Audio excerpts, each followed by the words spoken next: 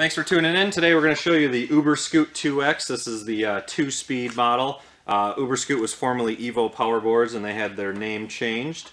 When you receive this scooter, the majority of the scooter is going to be assembled. It'll be folded like this in the box. All you have to do is basically bolt on the handlebars. So first I'm going to show you there's a lever here that you will pull down, and this will allow you to pivot the handlebars up, and you'll notice those will lock into place.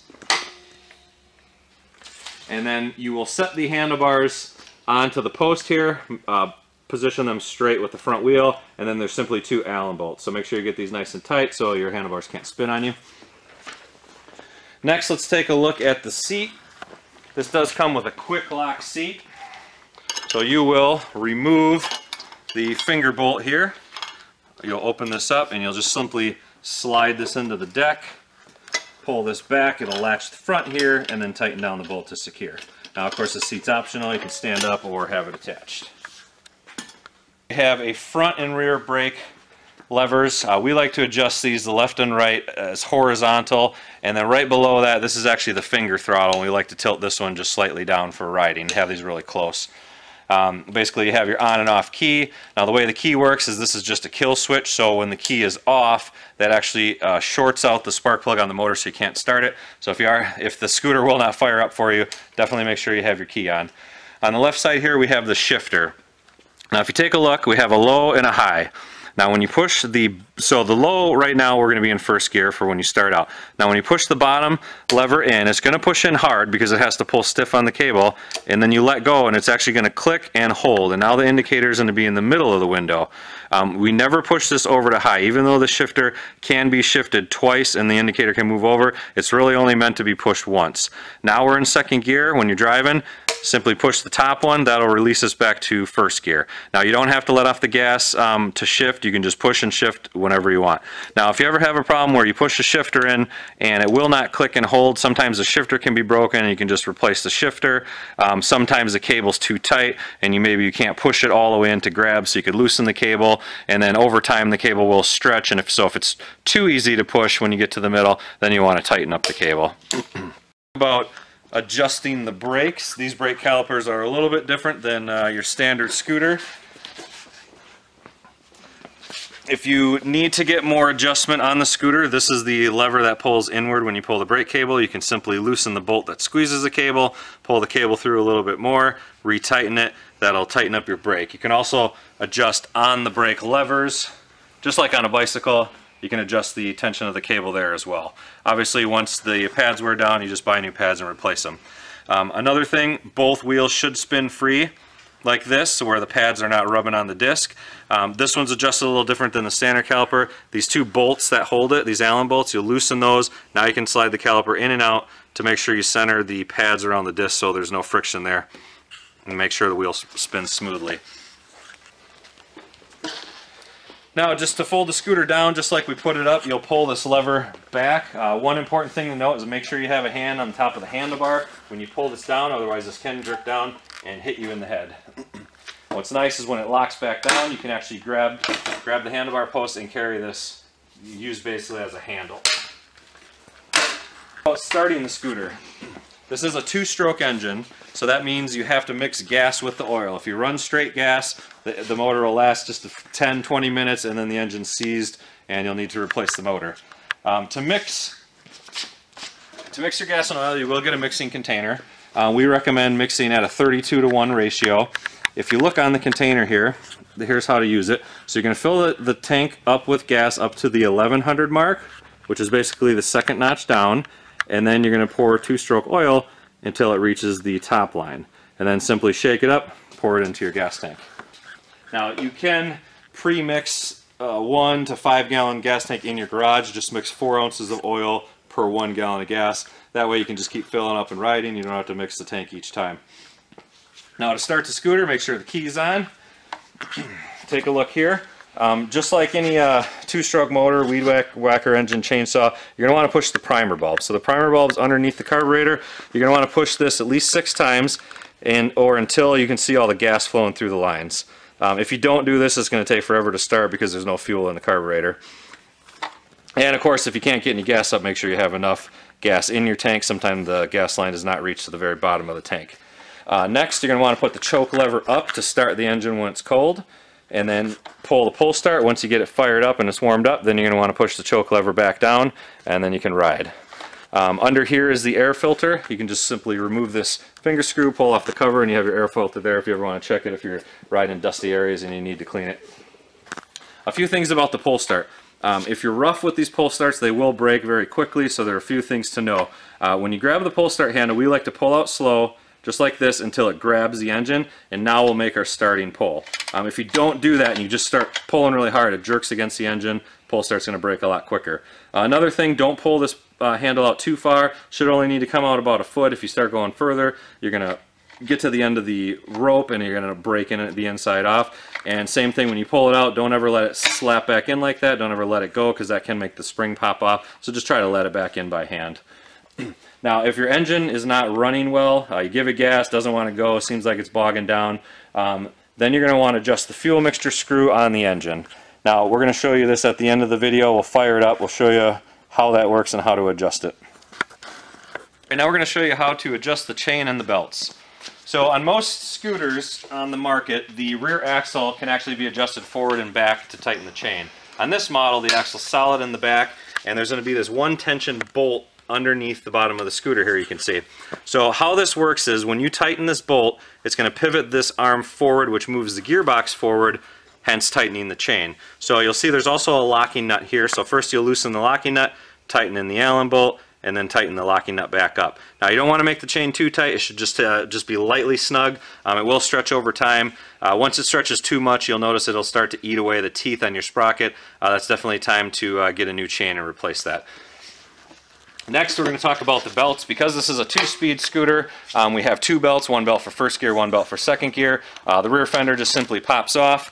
Something new the factory added was this cover around the belt drives. I personally like to take the cover off and leave it off. That way you can see when the belts stretch and when they need to be adjusted, and the cover has to be off to adjust those as well. So I'm going to take this cover off and we'll be right back. A few moments later. Alright, so now we're going to show you how to adjust the belts. So just like the chain, the belts will also stretch over time and need to be adjusted. We recommend keeping up on the belts. If you let the belts get too loose, they will actually skip on these pulleys and they will snap and break, and then it's a lot harder to replace the belts than it is the chain.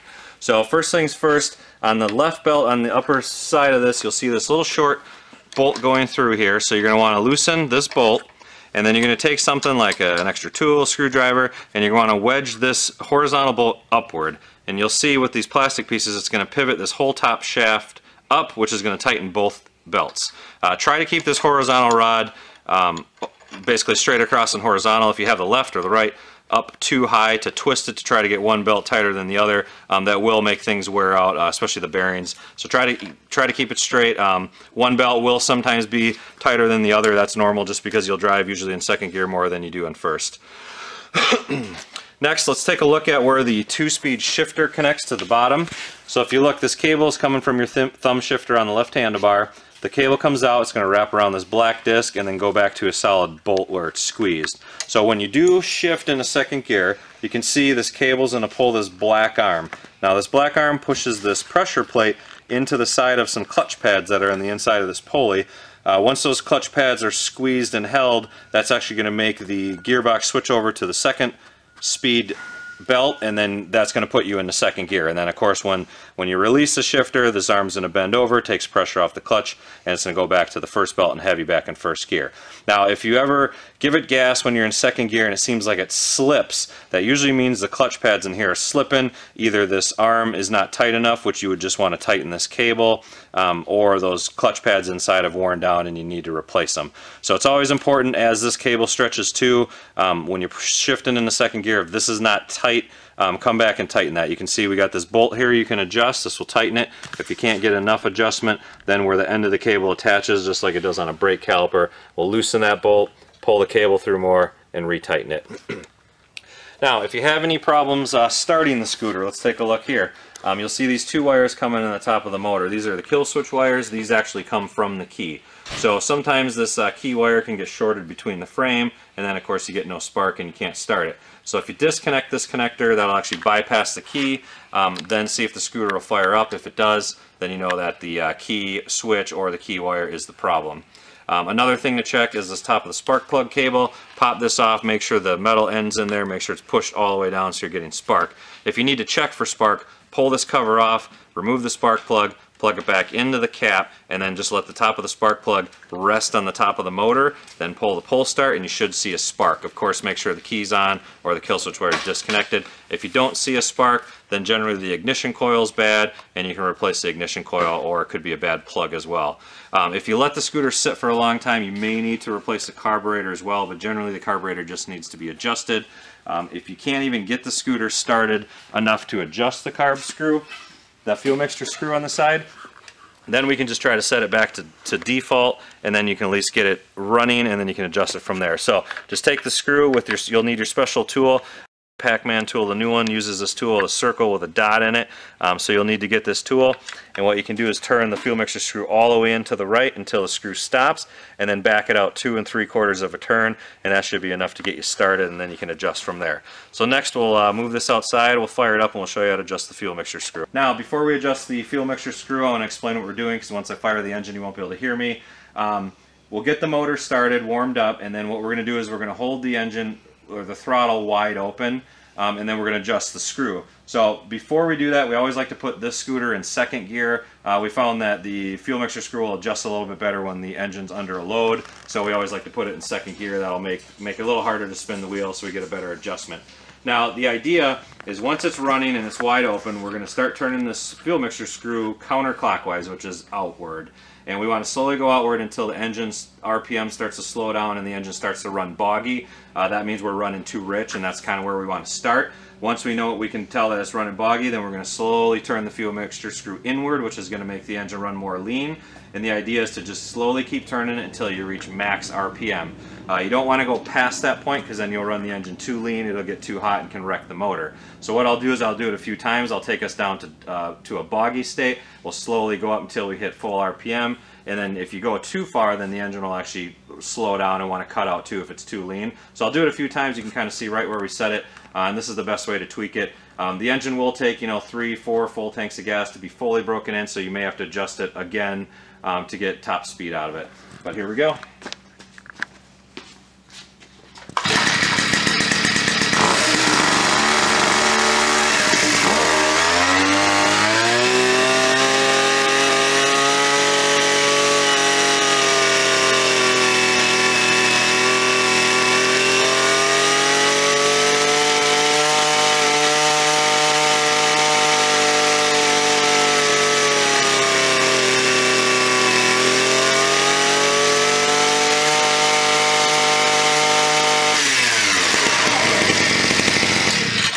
There you go. You can see we turned it outward. We definitely lowered the RPMs, made the engine run boggy. We turned it up, make it lean to where we got max RPM.